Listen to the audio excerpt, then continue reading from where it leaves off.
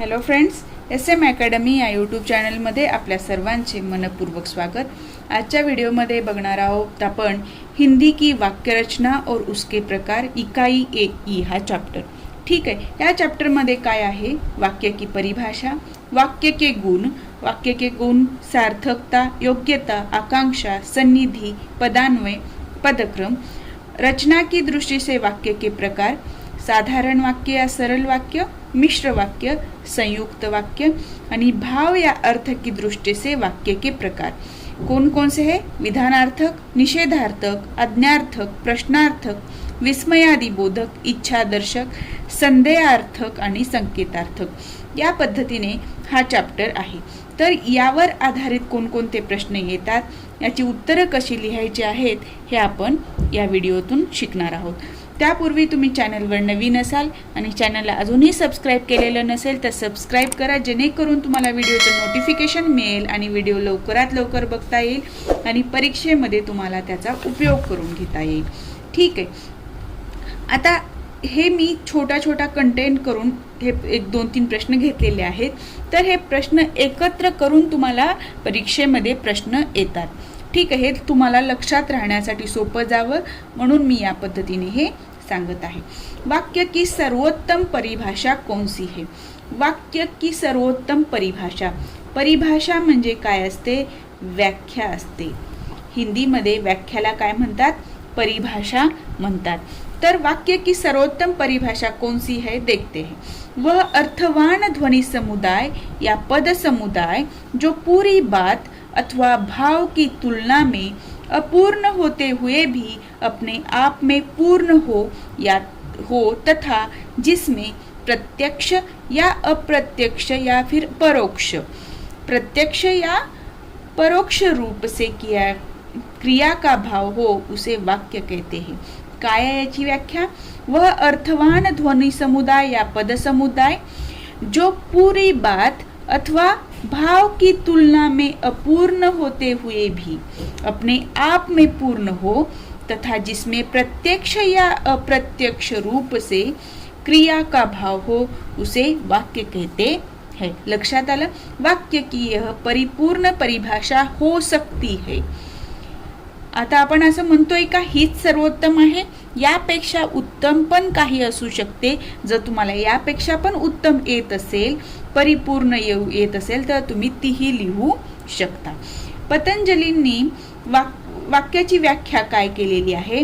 पूर्ण अर्थ की प्रतीति कराने वाले शब्द समूह को वाक्य कहा जाता है। पूर्ण अर्थ की प्रतीति कराने वाले शब्द समूह को वाक्य कहा जाता है। हे कोणी सांगितलेलं आहे? पतंजलींनी। आणि व्याकरणिक दृष्टि से वाक्य की परिभाषा है लघुत्तम पूर्ण कथन वाक्य है। व्याकरणिक दृष्टि से लघुत्तम पूर्ण कथन वाक्य है।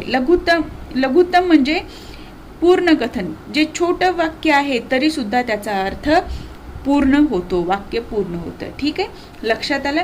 या पद्धतीने तुम्हाला या प्रश्नाचं उत्तर लिहायचं आहे। आता आपण पुढच्या प्रश्नाकडे वळूया। यावर आधारित कसा प्रश्न आलेला आहे? वाक्य की परिभाषा बताकर साधारण वाक्य को स्पष्ट कीजिए। हा प्रश्न आलेला आहे मे 2016च्या एग्जाम मध्ये। तर वाक्य की परिभाषा, परिपूर्ण परिभाषा क्या हो सकती है? जे आता मी सांगितलं ते, वह अर्थवान ध्वनि समुदाय या पद समुदाय जो पूरी बात अथवा भाव की तुलना में अपूर्ण होते हुए भी अपने आप में पूर्ण हो तथा जिसमें प्रत्यक्ष या परोक्ष रूप से क्रिया का भाव हो उसे वाक्य कहते हैं। आता रचना की दृष्टि से वाक्य के 3 प्रकार है, साधारण वाक्य या सरल वाक्य, मिश्र वाक्य और संयुक्त वाक्य। का लिहिलंय आपण हे? तर साधारण वाक्य को स्पष्ट कीजिए म्हटलेलं आहे। मग त्याआधी तुम्हाला सांगायचंय की साधारण वाक्य म्हणजे काय आहे? तर रचना की दृष्टि से वाक्य जो बनते हैं उसमें से एक प्रकार क्या है? साधारण या सरल वाक्य है। साधारण वाक्य में एक ही क्रिया होती है, उसमें एक ही उद्देश्य और विधेय होता है। उद्देश म्हणजे कर्ता आणि विधेय म्हणजे कर्म। ठीक आहे, किंवा उद्देशबद्दल जी काही माहिती सांगितलेली असते, कर्त्याबद्दल जी काही माहिती सांगितलेली असते त्याला विधेय म्हणतात. साधारण वाक्य में एक ही क्रिया होती है, उसमें एक ही उद्देश्य और विधेय होता है. उदाहरण द्या. पाणी बरसता है, बादल गरजते है. आता या वाक्यामध्ये तुम्हाला पाणी काय आहे, उद्देश आहे, आणि बरसता है हे काय आहे, विधेय आहे. कारण पाण्याबद्दल माहिती दिलेली आहे. पाणी काय होत आहे, पाऊस पडत आहे, बरसत आहे, हे जे सांगितलेलं आहे हे त्या उद्देशबद्दल ही माहिती दिलेली आहे. बादल गरजते है, इथे उद्देश काय आहे, बादल, आणि गरजते है हे काय आहे, विधेय आहे. लक्षात आलं. आता आपण पुढच्या प्रश्नाकडे वळू. वाक्य के 4 गुण स्पष्ट कीजिए. इथे 4 गुण स्पष्ट कीजिए असं मे 2016चा जो पेपर झाला त्यामध्ये आलेला प्रश्न आहे. पण पुढे बऱ्याच एक्झाममध्ये हा प्रश्न रिपीट झालेला आहे. 18 मध्ये झालेला आहे, 17 मध्ये. तर वाक्य के गुण स्पष्ट कीजिए असाही प्रश्न येऊ शकतो. फक्त इथे विचारलेत किती, 4 गुण. पण जास्त गुण वाक्य के गुण स्पष्ट कीजिए असाही प्रश्न येऊ शकतो. तर वाक्य में सिर्फ कर्ता, कर्म और क्रियापद होने से वाक्य परिपूर्ण नहीं होता, उसमें और कुछ गुणों की आवश्यकता होती है. प्राचीन संस्कृत पंडितों ने उसमें निम्नलिखित गुण आवश्यक माने थे. प्राचीन संस्कृत पंडितांच्या नुसार कोणते गुण आवश्यक आहेत वाक्यांमध्ये, तर सार्थकता, योग्यता, आकांक्षा, सन्निधी, पदान्वय, पदक्रम हे गुण आवश्यक आहेत. तर सार्थकता म्हणजे काय, तर सार्थकता वाक्य के द्वारा पूर्ण अर्थ प्रकट होना चाहिए, तो ही वाक्य सार्थक होता है. अर्धवट अर्थ होत असेल तर तिथे सार्थकता नसते. सार्थकता म्हणजे अर्थ प्रकटीकरण. हम वाक्य के द्वारा ही अपने किसी भी भाव या विचार को व्यक्त करते हैं. आपण आपली मनातली जी काही भावना आहे ते व्यक्त करण्यासाठी शब्दांचा वापर करतो आणि शब्दांपासून वाक्य बनतात. इसलिए उस वाक्य के द्वारा भाव या विचार पूरी तौर पर अभिव्यक्त हो, यह सार्थकता में अभिप्रेत है. ठीक है. योग्यता मध्ये काय येतं, शब्द और पदों की आपस में संगति यानी योग्यता हो. इन पदों में प्रसंग के अनुसार भाव का बोध कराने की योग्यता होनी चाहिए. जे काही शब्द आहेत त्यांच्यामध्ये परिस्थितीनुसार जे काही भावना आहेत त्या शब्दातनं व्यक्त होणं गरजेचं असतं. तर ते काय आहे, त्याची योग्यता आहे. आकांक्षा के कारण आशय स्पष्ट होता है, इसलिए आकांक्षा की पूर्ति के पद भी होने चाहिए. फक्त आपण म्हणलं राम म्हणून जर सोडलं, पुढे काहीच बोललो नाही, तर आपल्याला त्याच्यातनं काय म्हणायचं आहे त्या पुढच्या वाक्यातनं ते लक्षात येत नाही. तर राम वकील बन गया हा जर पूर्ण वाक्य बनलं, त्यामधून आशय स्पष्ट झाला की राम काय बनला, वकील बनला. लक्षात आलं. सार्थकता, पूर्ण अर्थ प्रकट होने चाहिए. योग्यता, शब्द और पदों की आपस में संगति यानी योग्यता. आकांक्षा या के कारण आशय स्पष्ट होता है, इसलिए आकांक्षा की पूर्ति में पद भी होने चाहिए. ओके. इथे उदाहरण तुम्हाला राम वकील बन गया दिलेलं आहे. आता पुढचा पॉइंट आहे, वाक्याचा गुण आहे सन्निधी यानी आसक्ती या समीपता. सन्निधी. ओके. आसक्ती या समीपता. आसक्ती संदर्भ प्रस्तुत करती है, पूर्वापार संदर्भ न हो तो बात निरर्थक लगती है. इसलिए वाक्य के पदों का एक दूसरे से सटकर होना, उनका लगातार उच्चारण या लेखन होना आवश्यक आहे. जर एकत्र आपण बोललं नाही, मी जर तुटक तुम्हाला बोलले सन्निधी का अर्थ है आसक्ती या समीपता, तर तिथं तुम्हाला मला काय म्हणायचे ते लक्षात येतं. पण मी तुम्हाला जर असं म्हटले सन्निधी, परत गॅप घेतला, का अर्थ है, परत मोठा गॅप घेतला, आसक्ती या समीपता असं जर म्हटले तर तुम्हाला काय म्हणतायत मॅडम काही लक्षात येणार नाही. म्हणून म्हटलेलं आहे, इसलिए वाक्य के पदों का एक दूसरे से सटकर होना, उनका लगातार उच्चारण या लेखन, दोन्ही गोष्टी आहेत, उच्चारण या लेखन आवश्यक है, तो उसमें सन्निधि है ऐसे कहा जाता है। उस वाक्य में सन्निधि होना जरूरी है। पदान्वय, पदान्वय म्हणजे काय? पदांमधली संगती। अन्वय म्हणजे सोबत राहणे। अन्वय याने संगति या संबंध। ठीक है। वाक्य व्याकरणिक दृष्टि से ठीक हो, यानी वाक्य के पदों में लिंग, वचन, कारक, पुरुष आदि की एकरूपता रहे। एखाद्या स्त्रीविषयी बोलत असेल तर येणारा कर्ता स्त्रीलिंगी असेल तर क्रियापद सुद्धा त्यानुसार झालं पाहिजे, त्यानुसारच वाक्यांची रचना झाली पाहिजे। स्त्रीलिंगी कर्ता आहे आणि जर क्रियापद पुरुष म्हणजे हे असेल, पुल्लिंगी असेल तर तसं चालणार नाही। तर पदान्वयमध्ये ते सांगितले, पदान्वय यानी संगति या संबंध। वाक्य व्याकरणिक दृष्टि से ठीक हो, यानी वाक्य के पदों में लिंग, वचन, कारक, पुरुष आदि की एकरूपता रहे। पुढचा पॉइंट आहे पदक्रम।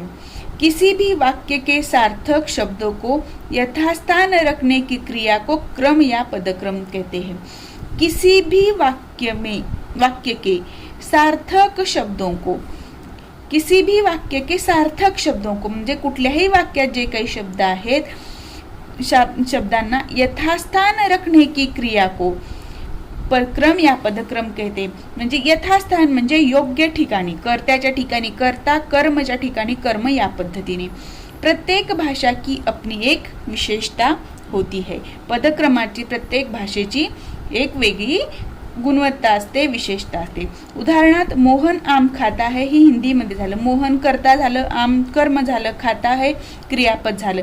म्हणजे इथे कर्ता, कर्म, क्रियापद अशी रचना झाली, बरोबर आहे। पण तेच हिंदी मध्ये काय, मोहन इट्स अ मँगो म्हणजे इथे काय झालं, सब्जेक्ट म्हणजे कर्ता, इथे वर्ब झाला आणि इथे ऑब्जेक्ट झाला। म्हणजे इथे कर्ता क्रियापद कर्म आहे आणि हिंदी मध्ये काय आहे, कर्ता कर्म क्रियापद, आणि इंग्रजी मध्ये आहे कर्ता क्रियापद आणि कर्म।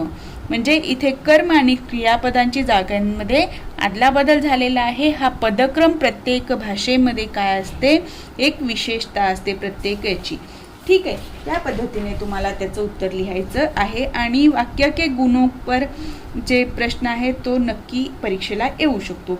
आता पुढचा प्रश्न आहे, रचना की दृष्टि से वाक्य के प्रकार स्पष्ट कीजिए।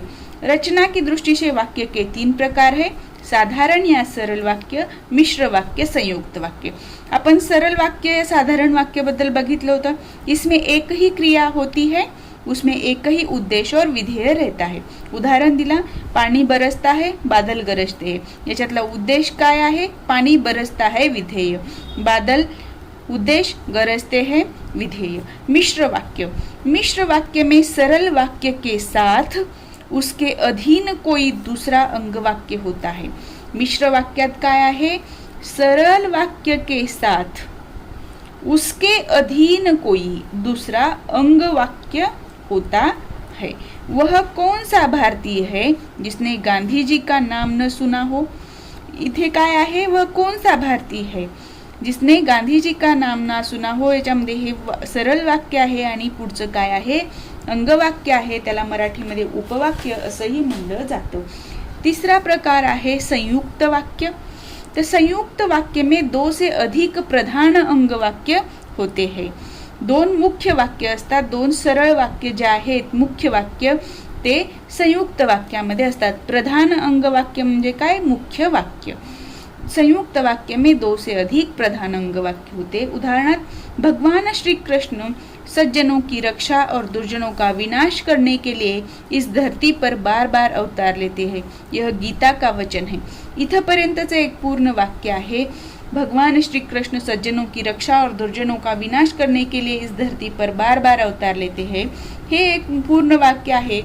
यह गीता का वचन है, गीता का वचन है हे एक दुसरं मुख्य वाक्य होतं, प्रधान अंगवाक्य होतं।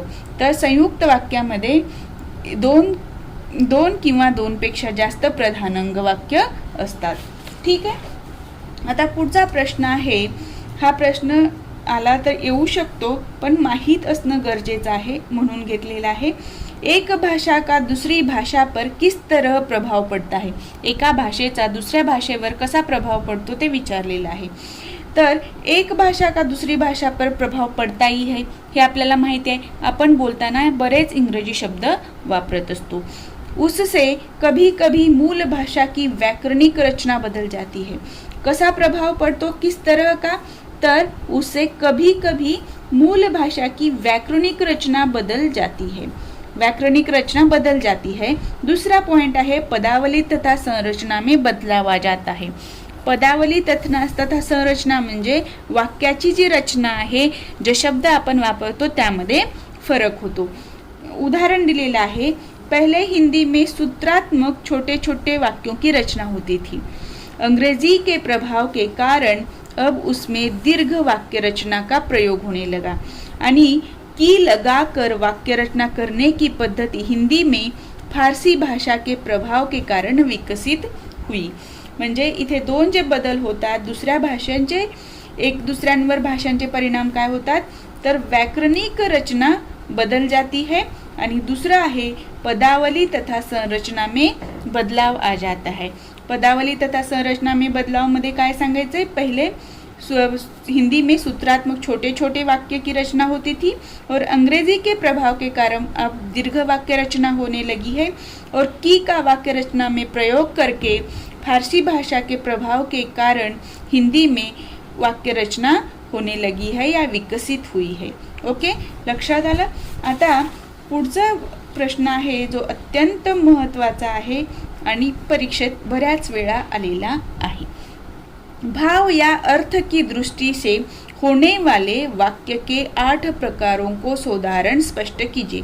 भाव या अर्थ की दृष्टि से, जैसे रचना की दृष्टि से वाक्यों के 3 प्रकार, साधारण सरल वाक्य, मिश्र वाक्य, संयुक्त वाक्य, तसं भाव या अर्थ की दृष्टि से वाक्यों के 8 प्रकार होते हैं. ते उदाहरणासह स्पष्ट करा असं सांगितलेलं आहे. तर भाव या अर्थ की दृष्टि से वाक्यों के 8 प्रकार है. जे आपल्याला माहिती आहेत, विधानार्थी वाक्य, होकारार्थी वाक्य, नकारार्थी वाक्य, हे जे आहेत प्रश्नार्थक वाक्य तेच हिंदीमध्ये आहेत. ठीक आहे. विधानार्थक वाक्य, जिस रचना से किसी सामान्य कथन का बोध हो, याच्यातून काय होतं, सामान्य कथन का बोध हो, उसे विधानार्थी वाक्य कहते हैं. जैसे मैं खाना खा चुका. निषेधार्थक, जिससे किसी बात का निषेध प्रकट हो, हमने खाना नहीं खाया. ठीक है. आज्ञार्थक वाक्य, जिससे किसी आज्ञा का या आदेश का बोध होता है, उसे आज्ञार्थक वाक्य कहते हैं. यह काम आज ही हो जाना चाहिए, हे याचं उदाहरण झालं. पुढे प्रश्नार्थक वाक्य, जिससे किसी प्रकार के प्रश्न किए जाने का बोध होता है, उसे प्रश्नार्थक वाक्य कहते हैं. उदाहरण द्या. आप सभी कहाँ से आ रहे हैं. आप सभी कहाँ से आ रहे हैं आणि इथे काय आहे, प्रश्नार्थक चिन्ह. विस्मयादी बोधक वाक्य, उद्गारवाचक वाक्य जे आहे मराठीमध्ये त्याला हिंदीमध्ये म्हणतात विस्मयादी बोधक वाक्य, जिसमें विस्मय, आश्चर्य आदि का बोध होता है. अरे तुम गए कहाँ थे, हे जे आहे ते काय आहे, विस्मयादी बोधक वाक्य आहे. आणि विस्मयादी बोधक वाक्याचं उदाहरण देताना तुम्हाला उद्गारवाचक चिन्ह त्या वाक्यामध्ये आलं पाहिजे. लक्षात आलं. आता पुढचा प्रश्न आहे, प्रकार आहे वाक्यात इच्छार्थक वाक्य, जिसमें इच्छा का बोध हो, उसे इच्छार्थक वाक्य कहते हैं. जिसमें इच्छा का बोध हो उसे इच्छार्थक वाक्य कहते हैं. म्हणजे तुला आपण इच्छा व्यक्त करतो त्या वाक्यातनं. तुम्ही लंबी उमर मिले, जसं कोणाच्या वाढदिवस असेल किंवा काही शुभ कार्य असेल त्यावेळेला जो आशीर्वाद दिला जातो तेव्हा म्हटलं जातं तुम्ही लंबी उमर मिले, ही काय आहे, माझी इच्छा आहे. संदेहार्थक, संदेह म्हणजे काय, विरोधाभास म्हणजे होईल की नाही अशी जी भावना असते त्याला काय म्हणतात, संदेहार्थक. जिससे संदेह का बोध हो. उदाहरण द्या. वह घर शायद ही पहुंच पाएगा. पोहोचेल की नाही माहित नाही म्हणून काय वापरलेलं आहे, शायद ही पहुंच पाएगा. ठीक आहे. शेवटचा प्रकार आहे वाक्याचा संकेतार्थक, संकेत का बोध होता है, जिससे संकेत का बोध होता है उस वाक्य को कहते हैं संकेतार्थक वाक्य। जैसे पाणी न बरसता तो सारी खेती सूख जाती, संकेत दिलेले जर पाऊसच पडला नाही तर शेती सुकून जाईल। काय झालं, अगर पाणी न बरसता तो सारी खेती सूख जाती, हा संकेत आहे। या वाक्यातनं संकेत मिळतो, म्हणून अशा वाक्यांना काय म्हणतात, संकेतार्थक वाक्य म्हणतात, जिससे संकेत का बोध हो। ठीक आहे, या पद्धतीने आपण वाक्यांचे भाव या अर्थ की दृष्टी से किती प्रकार बघितले, 8 प्रकार बघितले। कुठले कुठले, विधानार्थक वाक्य, निषेधार्थक वाक्य, आज्ञार्थक वाक्य, प्रश्नार्थक वाक्य, विस्मयादिबोधक वाक्य, इच्छार्थक वाक्य, संदेहार्थक वाक्य आणि संकेतार्थक वाक्य। ह्या फक्त तुम्ही प्रकारांची नावं लक्षात ठेवा आणि पुढचं तुम्हाला इझिली मनाने उत्तर लिहिता येईल, त्याचं एक्सप्लेनेशन, उदाहरणं, तुमच्या मनाने उदाहरणं घ्या कुठली पण। ठीक आहे, या पद्धतीने आपण जो तिसरा चॅप्टर आहे वाक्यांच्या रचनेवरचा, तो इथे आपण कंप्लीट केलेला आहे, हिंदी की वाक्य रचना और उसके प्रकार। यातले तुम्हाला 2 ते 3 प्रश्न येऊ शकतात। म्हणजे आतापर्यंत आपण जे हिंदीचे पहिले 3 चॅप्टर घेतलेले आहेत, त्यामधून तुमचा मॅक्झिमम पेपर सुटण्याची दाट शक्यता आहे। तुम्ही हे व्यवस्थित करा, समजलं नाही तर परत बघा। ठीक आहे, आज आपण इथेच थांबूया, नेक्स्ट पार्ट नेक्स्ट व्हिडिओमध्ये कंटिन्यू करूया। तुम्हाला जर माझा हा व्हिडिओ आवडला असेल तर व्हिडिओला लाईक करा, चॅनलवर नवीन असाल तर चॅनलला सबस्क्राईब करायला विसरू नका।